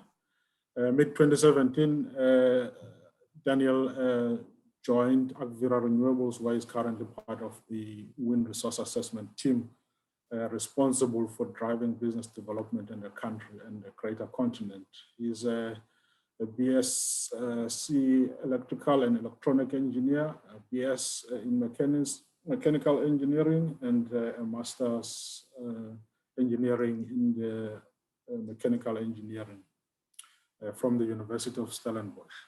I think Daniel is going to give us the experiences of a consulting firm where he's going to unpack some of the opportunities in that space. Over to you, Daniel. Linda, thank you very much for that kind introduction, and also to my industry colleagues, Jaden, Poonam, and Davin as well, for their presentations. I just want to echo what Jaden said about finding a good consultant. There's money well spent. And I just want to reiterate a famous or a well-known consulting mantra is that they're going to be, they can either be good, cheap, or fast, but you can only pick two of them. And seeing as though that the South African market is becoming increasingly competitive since the REAP hiatus has been lifted, that mantra is being tested to its limits. But having said that, now with the recent government, changed their tune on renewables and sort of increasing the size of the pie, there's a lot of opportunities have arisen from that. So as Linda said, I'll be talking on us as a consultancy, who we are, what we do, and a bit of the experience that I've had and as the company has had with working with developers such as Ecogenesis and now the Red Caps during the development phase of I'm going to specifically speak on wind projects, but yes, solar as well. Okay, so Agvira is a boutique renewable energy consultancy, and we specialize in advisory and wind and solar and energy storage. Basically, the company formed back in 2017. That's more or less when I joined Agvira, through a merger of two smaller independent consultancies, VBAR and Chinook Wind. So VBAR has been in the industry since 1978, around about 4 decades, from the beginning of the wind industry in the USA, which is where Agvira originates from. Prior to VBAR, and prior to VBAR, ArcVera has been known under several other names, and they have a strength. Their strength is in wind resource assessment and wind flow modeling. The other part of the company is Chinook Wind, which has been around since 1990. Their strength is in thermal technology and engineering. So with the merger of the company, the two independent consultancies, we basically combined the strengths of both of them. So ArcVera has performed work on 6 of the 7 continents, and we have a small but global team based on 4 continents: North and South America, Africa, and then Southeast Asia. So our headquarters is in the United States, in Colorado, in Golden, Colorado, and then on the West Coast in Bellingham and Washington State. We have a presence in Brazil, in Sao Paulo. I represent the company in Cape Town. And then interestingly enough, during COVID, sort of the height of the COVID pandemic and lockdown, we opened in India, an office in Bangalore, India. So as I said, we're a global team consisting of atmospheric scientists and engineers, mechanical and electrical. And our senior staff have all more than 10 years of experience. So we're a virtual company. So with this, we don't have, there's no, we're not your normal brick and mortar. So with the lockdown, it was pretty much business as usual for us, in the sense that working from home wasn't new to us. The business did take a bit of a dip, as with the rest of the global economy, but things soon turned for the better when we opened an office in India. So we're a global company, as I said, with operations in 4 continents. So in Brazil, in South America, we strategically entered the Brazilian market in 2012. And since then, we've conducted work on several Central and South American countries: Mexico, Uruguay, Chile, to name a few. We've assessed over 300 med tower data, 26 gigawatts of project under development, all the way through to bid-ready status. And we've assessed over 3 gigawatts of bankable assessments. Then we established an office in Sao Paulo in 2017 to serve the clients from a local perspective. With regards to the African continent, as you might not have known, we've been here since 2015, where our CEO has been attending the SAWEA conferences. As Linda said, I joined in mid-2017 to kind of to be boots on the ground and establish the brand and build relationships with the clients here in South Africa from a local perspective. As I said, it was difficult timing. That was sort of in the middle of the REAP hiatus. And in that time, several companies, or mostly local consultants, closed their doors. Because as a consultant, a lot of our work is dependent on the developers. When there's no, with the hiatus and the uncertainty and without development being able to carry on, you would like, from the developer's point of view, because I've been on both sides, you want to manage your developed spend. So early stages of the project, it's the highest risk. And if nothing's happening in the economy, or there's no clear directive in terms of renewable energy, then you turn down the volume, you close the taps in terms of that spend. So unfortunately, the consultants are the ones that usually bite the bullet first, or at least in my experience. And we're not only focused on South Africa. We've extended our reach up to sub-Saharan Africa. We have clients in Ghana, and we've done some prospecting and resource assessment work in countries such as Ghana, Burkina Faso, and then Mali. As I mentioned, we've entered the Indian market during the pandemic. And just as I mentioned, during that round 5 hiatus, we had some companies that closed or were consolidated. Quite the opposite happened. well, the same happened in India. A competitor pulled out of the market. We saw a gap, and ARPERA filled the void. Next slide, Marlies. So what does ARPERA do, and what do we go into? As I said, we're a boutique firm, and we provide advisory services, across the entire project lifetime of a wind or solar project. Wind, solar, and storage, specifically technology and engineering advisory. We don't. So, being a boutique firm, we have very specialist scope. Not like some of the larger consulting firms that do your BOP design and EBOP design. Those require qualified civil engineers and qualified electrical engineers. From ARPERA's point of view, we focus specifically on the resource assessment, turbine technology, and review. So we provide independent engineering, operation and maintenance, resource and technology. We do work on mergers and acquisition, due diligence on both the buy and the sell side. And specifically during the development phase, we assist our clients in prospecting and making strategic decisions on reducing the risk in terms of resource analysis. We go into the development, design phase of the projects and do resource assessments. And in the more mature markets, we've been doing repowering too, which is not the case here in South Africa just yet. At a later stage of the development, we work on finance ready assessment for solar and wind.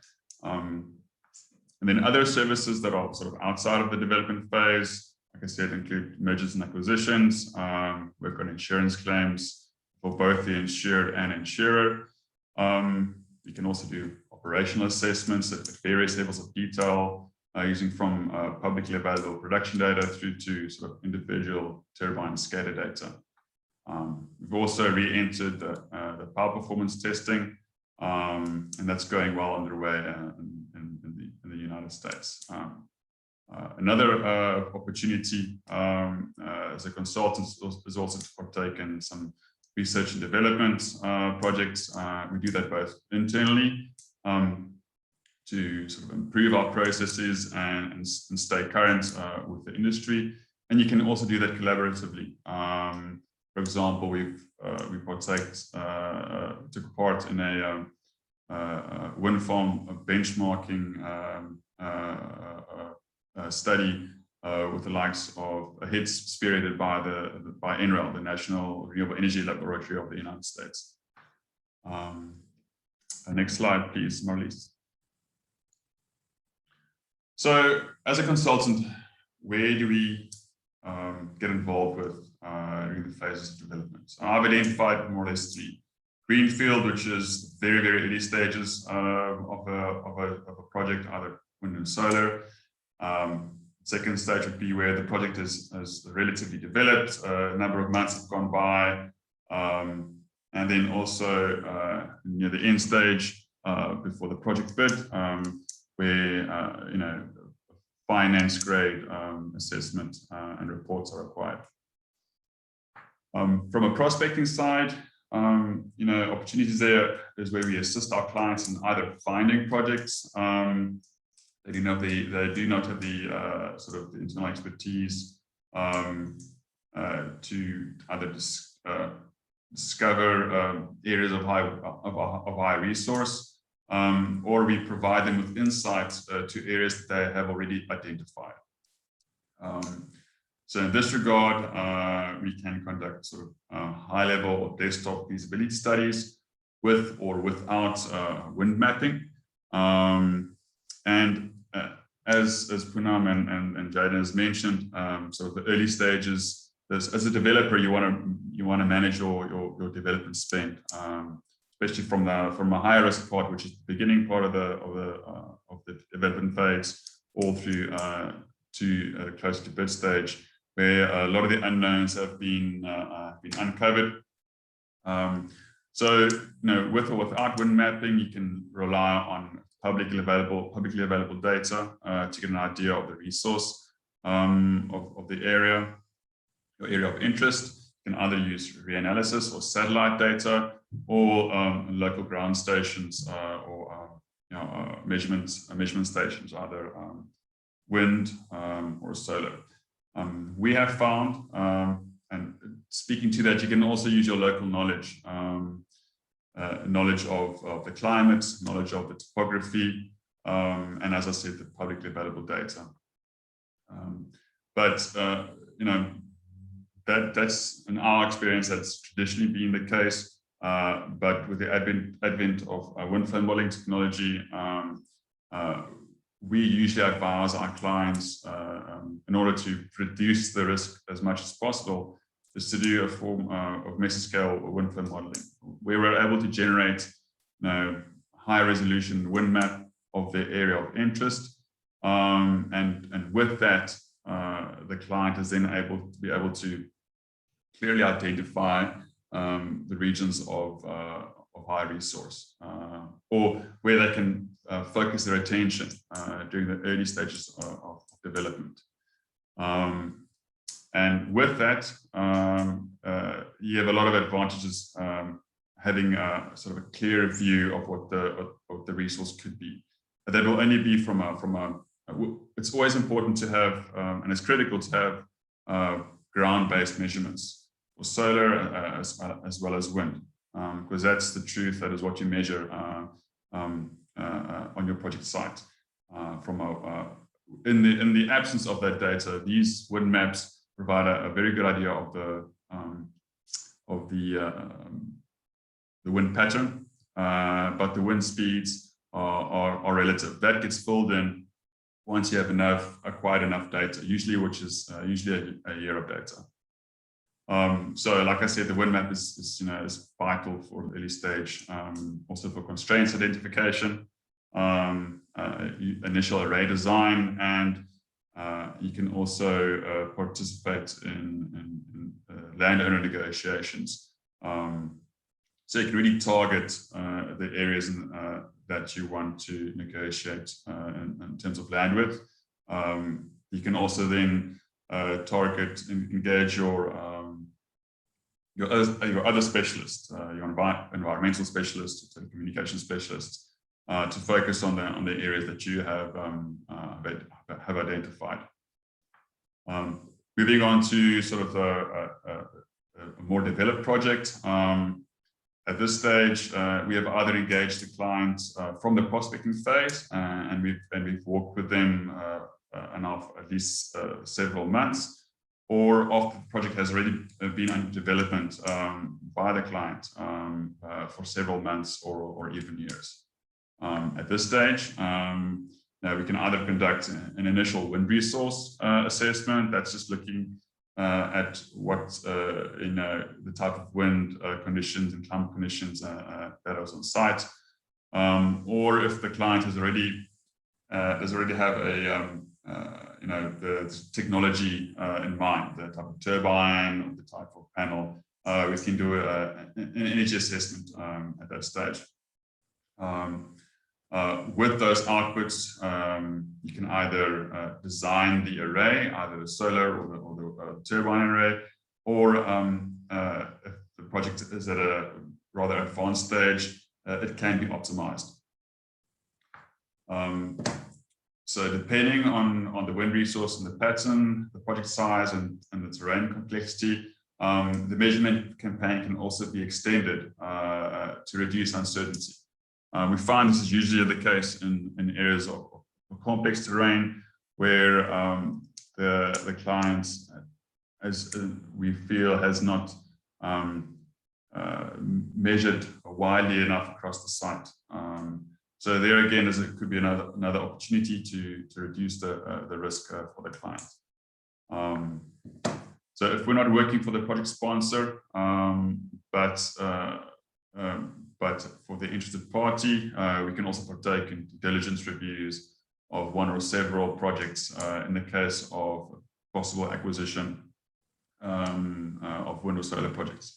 We find it now that's quite prevalent during round 5, with a lot of new entrants into the market, specifically on the developer side, where developers have been developing their projects, sort of maturing. The projects have been maturing throughout this round 5 hiatus.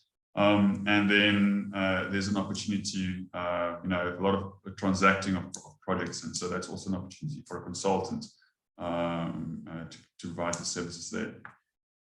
In terms of the financeable bid ready stage, at this stage the project is relatively final in terms of the array design and layout. By that stage, your BOP and your EBOP design is relatively fixed. And a lot of the results are now being iterated in the financial model, which is also relatively advanced. Several other studies, your grid integration studies, your environmental assessment studies have been concluded, and that is used to inform the losses and uncertainties that go towards fine-tuning the tariff at the end of the day. As a consultant, we can either act as a third-party assessor of the project, and that also depends on the market. So, for instance, in Brazil and South Africa, there is they call it an auction or bid market, and that's prescribed in an RFP. For instance, in the United States, which is more of a free market, that's generally not required, but the lenders would generally then require that third-party assessment for that. And we can also, so as I said, we can also act as a third-party assessor, or we can do an independent review of the third-party assessment. Next slide, Marlies. You can start wrapping up, Daniel. Okay. So who do we work with? Who do we work for, and who do we work with? So we work with developers and IPPs, from the small and local to the large and the multinational corporate companies. We find that with the small and local companies, it's more of a hands-on approach. They usually have minimal or no in-house expertise, and that is more of a personal relationship. Although it's still business is business, but it's building a relationship with your client, which is quite key.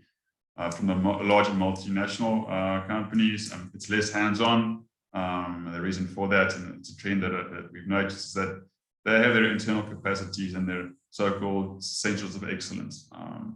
So in most cases, if it's not required by, for instance, the RFP, they might contact us to do specific or provide them with a niche service. In our case, for example, it would be to do a wind flow modeling using our high-resolution mesoscale modeling. But in the end, no matter how big or small the client is, they all need to be treated equally with the same amount of attention. We also get to work with consultants. As I mentioned, our area is relatively specialized. And the model that we followed, for instance, in the United States, is we partner with bigger firms that provide the BOP or EBOP design, that have electrical and civil engineers. We would participate with them in a bid, and we would fill specific parts of their independent engineering report. So we basically either fill the gaps or we strengthen their bid, because our expertise is more advanced, for instance. We also get to work with OEMs and contractors. We occasionally have to interact with OEMs on behalf of the client regarding product specifications. We also have very good relationships with the OEMs, such as the turbine manufacturers, because they share a lot of their details with us in terms of the turbine models. And then we need to have a good relationship with them to add value to our clients as well. For contractors, usually this would be in the sort of the measurement campaigns for either solar or wind stations, and we could possibly we could team up with them in an RFP bid for a client that is seeking a measurement campaign. Next slide, please, Marlies. So, what is it like to work with clients, and what is the workflow you can expect? So, the contracts depend, is client dependent, and it can evolve over time. In our experience, when we first sign a client that we haven't worked with before, we generally require a sort of a retainer fee, and just to ensure payments is get the relationship going. But after the relationship evolves, and we've had enough time to work with the client, that changes to the extent that you sign a framework agreement and work is signed off or confirmed, via email conversation. So it's a varying scope of contracts. But it is very important to have a decent contract at the start when working with clients. The type of workflow that you can expect, it also again depends on the scope and client. As a consultant, you work on several different projects, and sometimes all at once, and they usually the work doesn't last very long. It's not like a developer where they work on one project for several years. And in terms of deadlines, clients always want their work yesterday. So in that regard, it's very important to work, as I said in the beginning, fast, cheap, and good. But that mantra is being tested to its limits. You get a once-off request, which can last days or weeks. These are usually ad hoc work. But some projects, if you get involved with the client from the prospecting phase, it can be an iterative process that lasts, several months to years. That's when you go through the entire development phase, from prospecting all the way to sort of the final assessment. So what's key in working with developers and IPPs? Being on the receiving end, you always have to communicate effectively with your clients, and I always say either communicate, or rather over communicate than not communicate at all. It's very important to be responsive, and building trust is a key component for a consultant, because all we really have is our reputation to uphold. That's very important to maintain in the industry. And that's all from me. Thanks, Linda.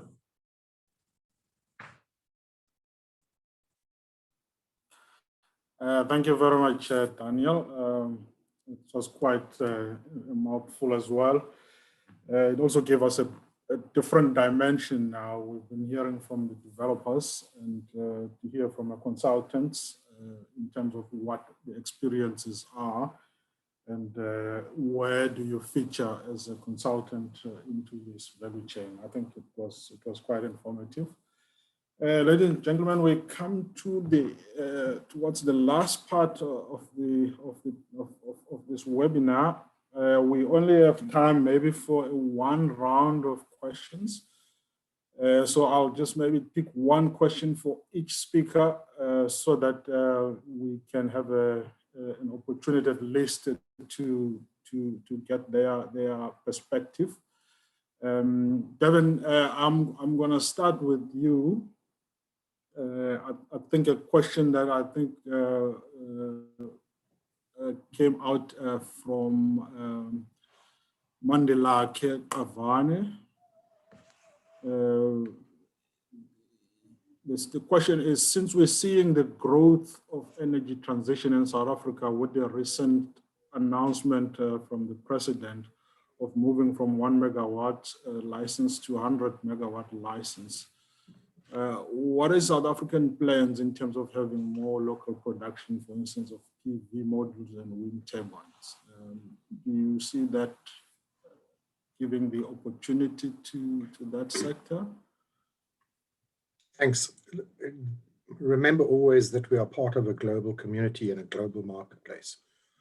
I do think that if we look at the investment opportunity, that we're going to have to see a consistent and persistent demand that's driven by government procurement on one hand, and secondly, by government opening up the system like they have done today and giving those indications to allow that uptake in the market. So when we look at someone wanting to invest in the market, particularly in, I call them the high value, intense investment, intense decisions like wafer and PV panel, etc. The question is really, can we in South Africa produce at those prices? Can we support a system and a process that's allowing us to continue to reduce the prices of generation, because that's a big demand from the consumers, is cheaper electricity. And thirdly, can we compete with our counterparts in the international market? So why would anybody from any of the big OEMs, which are tier one players, which attract the finance, which give the banks and everybody else comfort, why would they locate themselves in South Africa? So that's one cluster of things to look at. And the other cluster of things to look at is to say, if we do establish facilities and somebody takes the decision to invest and they have a long run view on the market, as a couple of people do, are they able to produce the volumes and the quantities and keep up the investment? So remember that when you invest in a PV, not just a laminating facility, but if you have to actually want to manufacture in South Africa, you have to ensure that you are perpetually reinvesting in those assembly lines. And unless there is a consistent long-term demand in the market, it can put your investment at risk. So we've seen a couple of players take a big punt, particularly in the solar area. As we create demand, hopefully the signal will go out that there is more demand, that there is opportunity for bigger production facilities. And then, of course, it's going to be down to those individual players to make sure that they can deliver into the South African market at the same cost and quality as the international competitors do. Because I think that's the market dynamic. So I'm certainly hopeful that as we open up the market, there will be opportunities. But I think there are probably more opportunity. If I just look at the job creation issue, the opportunities for professionals and for companies, I think there will be more easy access in other parts of the supply chain that are less risky. But I definitely think that the market's going to change, and participation from local players will be a lot easier in other areas than the really high intensive, high risk aspects of that supply chain. Thank you, David. Poonam, from your perspective, there was one question from Alborika Ratupetsane. The question is, you mentioned a few factors involved in wind turbine selection, for example. If someone is thinking of getting into manufacturing of these turbine blades, how varied do they need to be in the turbine blades offered? To most suppliers you've dealt with different types and sizes? And if so, how many designs on average? Or how are they manufactured, the specification of the buyer? Just trying to gauge the complexity of the manufacturing that takes place. I know that we are going to delve into the manufacturing in the next webinar. But if Poonam, you can just give some idea there. Hi, Lindu. Thank you for the question. I think in terms of getting into the manufacturing space of the turbines, the key question you would want to ask yourself is, what is your target market? I think Devin mentioned that we are in a global marketplace currently. So is your target just for the South African market or sub-Saharan Africa or Africa, or are you looking to compete in the global space? Because that would also determine what type of offerings you'd have. So generally what we've seen with the global turbine manufacturers, the prominent ones, like you've got your Vestas, Siemens, Goldwind, Nordex, etc. So they play in the global market space. Now, because of that, they have a wide range of offering in terms of their turbines. So what happens is that in certain regions, based on the country and based on the wind resource, you would, sorry, just I'm getting connection issues, but can you confirm that you can still hear me? Yeah, we can still hear you. Yeah. Okay, so as I mentioned, in terms of the current OEMs, they work in the global playing field. So they supply their technologies to various countries. And obviously with various countries, you have various terrains. You have various wind resource, you have various air densities, roughness, etc.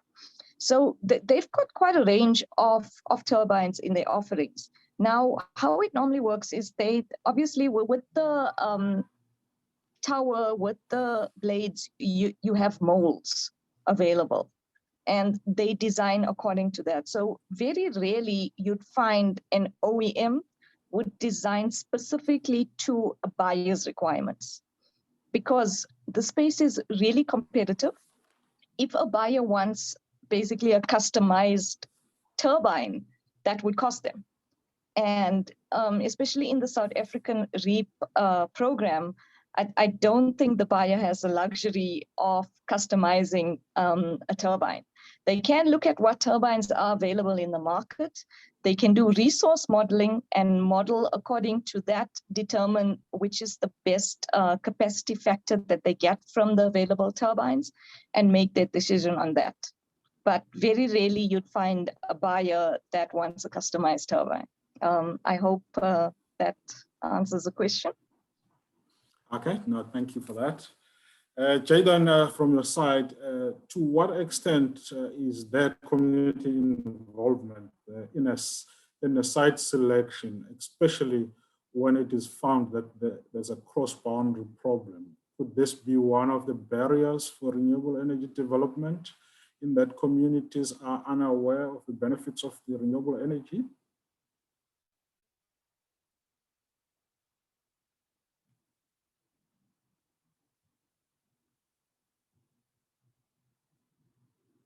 Hello, Jayden.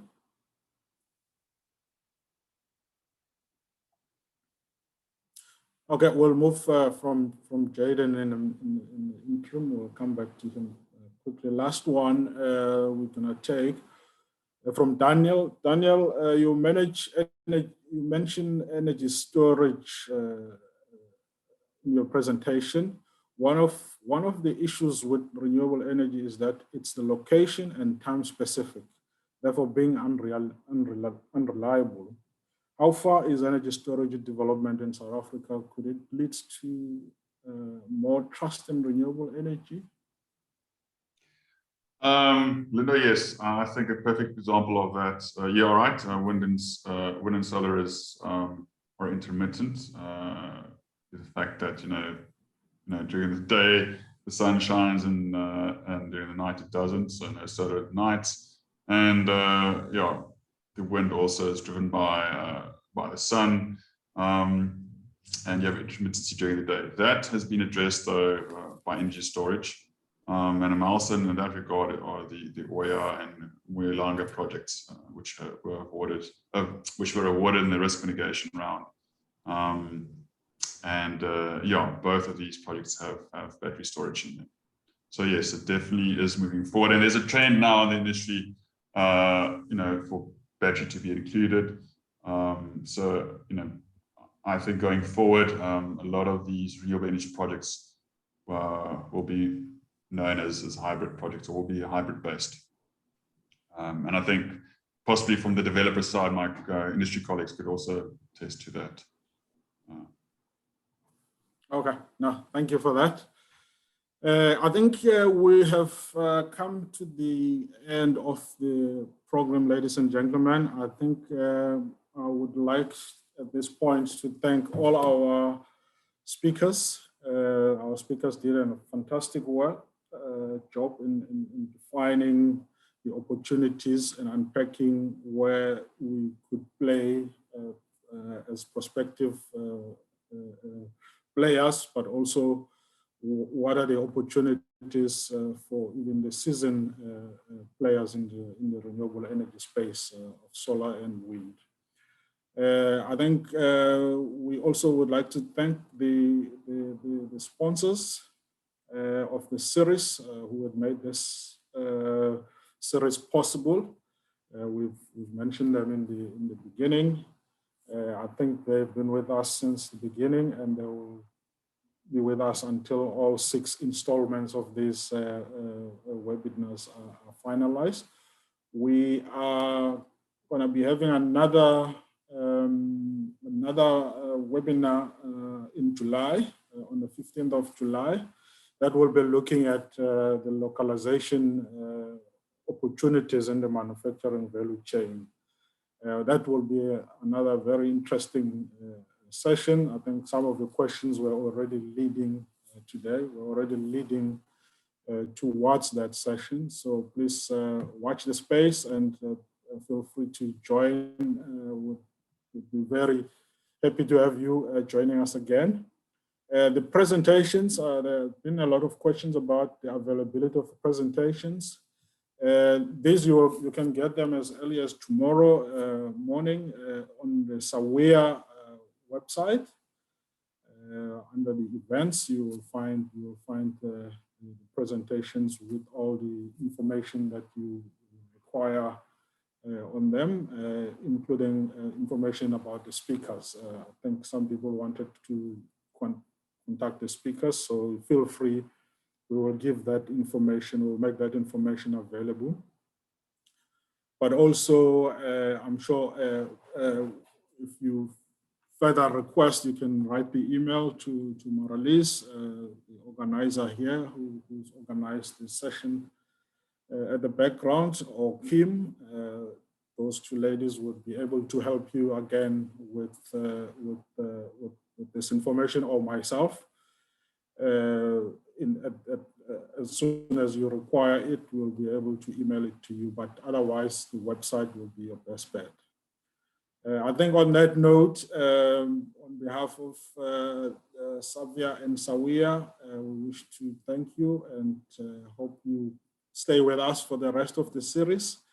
And also that you find them very useful, these webinars, you find them very useful, and they help you start, or they help you prosper in your ventures going forward.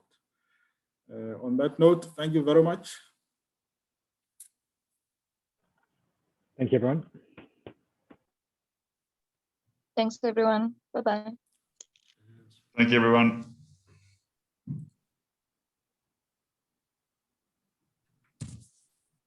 Thanks, Linda.